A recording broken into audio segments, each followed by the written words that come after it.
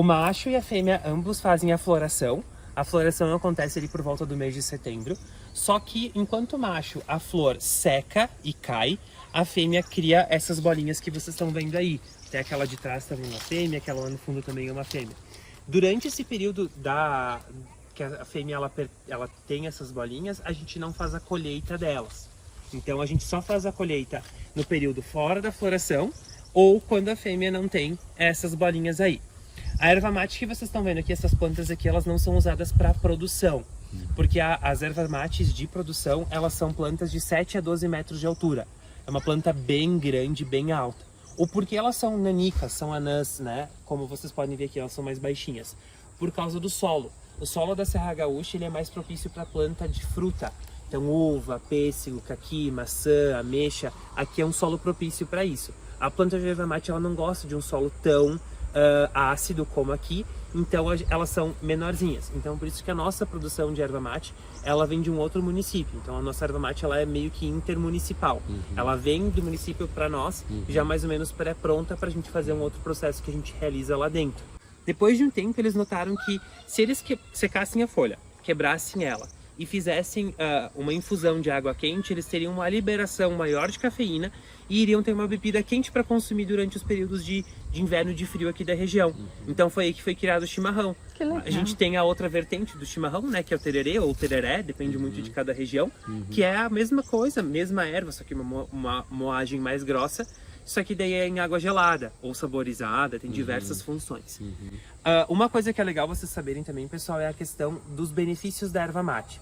Desde aquela época, os indígenas eles já utilizavam ela para saúde, para questão de saúde. Então eles pegavam as folhas, faziam uma pasta ou enfim alguns humos, assim por dizer, e eles colocavam nas feridas para ajudar a questão da cicatrização. Legal. Esse forno, ele se chama barbacoa. Barbacoa é uma palavra de origem tupi-guarani que significa buraco de fogo. Ali dentro, o fogo ele tem que ser constante. A gente já não utiliza mais ele na nossa propriedade, mas lá no nosso município vizinho, lá em Marau, que é onde a nossa erva é boa parte produzida, eles fazem essa produção dessa mesma forma que eu vou explicar para vocês. Ali, esse fogo ele fica de 12 a 15 horas, contínuo, e ele vai sendo enviado até a estufa, que é onde eu vou mostrar depois para vocês.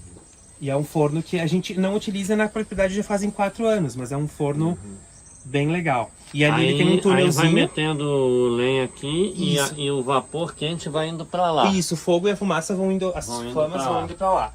Que atravessa todo esse espaço e vai lá para a estufa, que é onde eu vou explicar depois para vocês. Tá. Podem subir nas escadas, fiquem à vontade. E aí eu vou explicar um pouquinho do nosso desvio de água que a gente tem.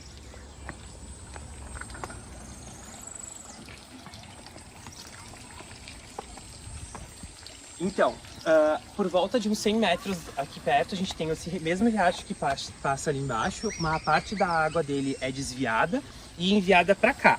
Por gravidade, ela é empurrada e vai chegar lá na nossa roda d'água lá na frente.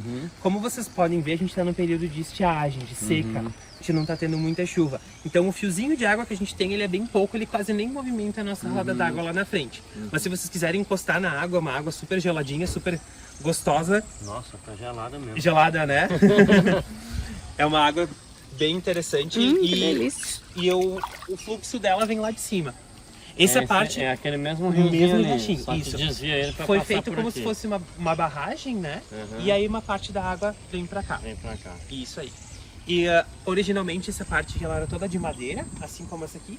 Só que ela foram feitas reformas ao longo do tempo para que o espaço continue sendo viável, né? A erva mate ela é colhida dessa forma, nos galhos assim mesmo. E aí a primeira etapa que é feita lá no município de Marau, não aqui mais, mas a gente também fazia aqui, é a parte da tostagem. O que acontece? Aqui embaixo, nesse cilindro, é como se fosse um forno.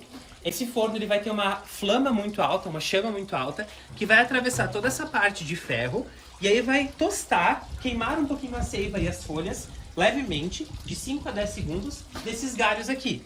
Então, a gente coloca eles dessa forma. Claro que quando tiver mais água, o cilindro vai girar com mais rapidez, e aí ele vai cair lá do outro lado. É uma tostagem bem rápida ali, só para queimar essa seiva rápida, para não deixar tanta umidade também, que vai interferir lá no processo da seiva, lá do processo da estufa, que a gente vai continuar agora. Ela cai aqui, ela vem para a estufa. A estufa é da onde vinha aquele fogo lá do barbacoa, que eu mostrei anteriormente para vocês, que é essa parte aqui de baixo. Então o fogo vinha ali, os galhos eram colocados nessa estrutura aqui de cima, e aí eles ficavam de 12 a 15 horas. A cada 4 horas, alguém manualmente precisava ir nessa parte de dentro e fazer a viragem, né? Mudar o lado, mudar a posição em que eles estavam ali colocados. Ficava quente. Ficava ali dentro, ficava bem quente. E a pessoa que entrava com alguma proteção? E, geralmente a gente usava uma ferramenta, né? Mas mesmo assim era um espaço muito quente. Se vocês olharem até pro teto, é bem tudo escuro, queimado. né? Por causa da fumaça que tudo saía dali de queimado, né? dentro. Exatamente. Era um processo muito manual, um processo bem desgastante. Então já fazem 4 anos que a gente não faz mais isso na nossa propriedade.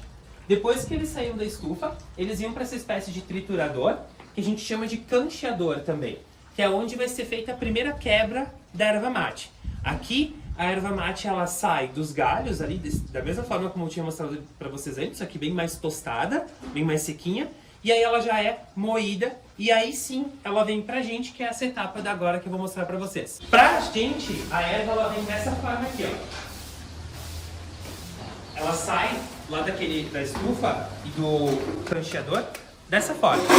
Então, se vocês quiserem mexer nela, vocês vão sentir um cheiro de defumado, né? Um cheiro presente de erva, bem diferente daquelas que a gente encontra nos mercados. É, exatamente. E aí, desse processo aqui, ela vai pro nosso socador de 1940. Esse socador de 1940, ela fica 1 hora, 1 hora e meia para uma moagem grossa e de 2 horas e meia a 3 horas para uma moagem fina, que é essa que a gente vende dentro das caixinhas lá.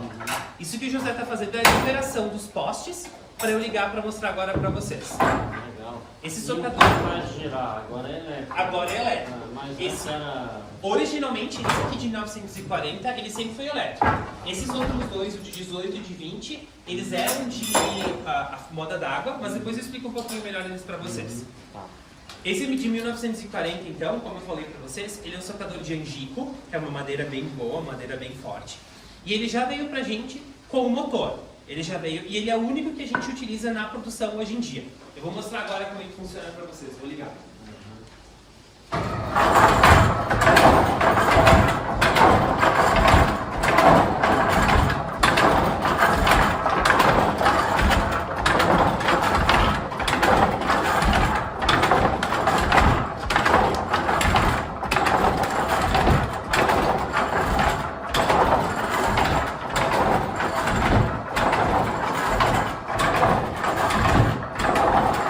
Depois eu tenho o socador de 1920, que é esse aqui, mexido por roda d'água. Ele já veio pra cá, assim, porém a nossa roda d'água, o nosso moinho, ele nunca teve força suficiente para mexer, para fazer a função total. Falta volume Falta de água. volume de água para ter força suficiente. Então foi feita uma adaptação, uma transformação nele e foi colocado um motor elétrico. Esse aqui eu acho ele um pouco mais criativo, porque além de fazer a quebra, diferente desse outro aqui, ele vai mexer um pouquinho essa erva mate ali dentro. Vai girando um pouquinho. Ele braço desse gira assim. Isso, eu vou ligar agora para mostrar para vocês como é que funciona.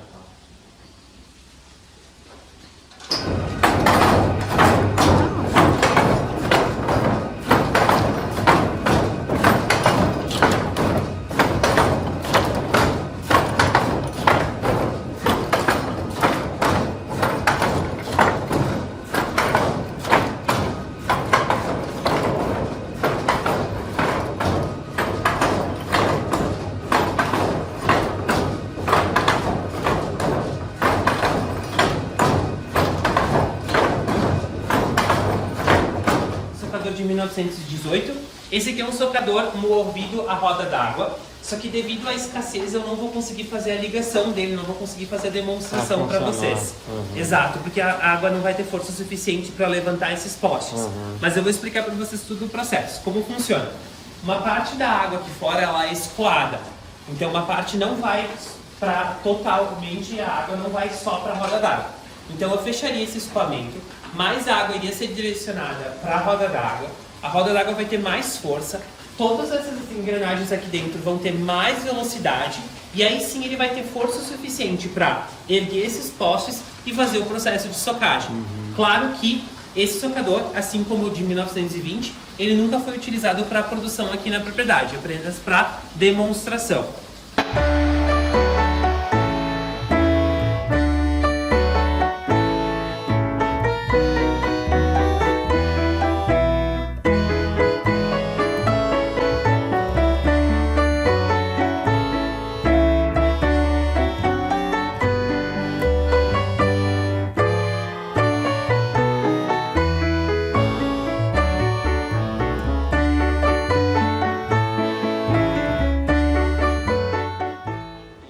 Depois que a erva é socada ali, ó, ela vira todo esse pozinho, que é o pozinho que a gente compra nos mercados.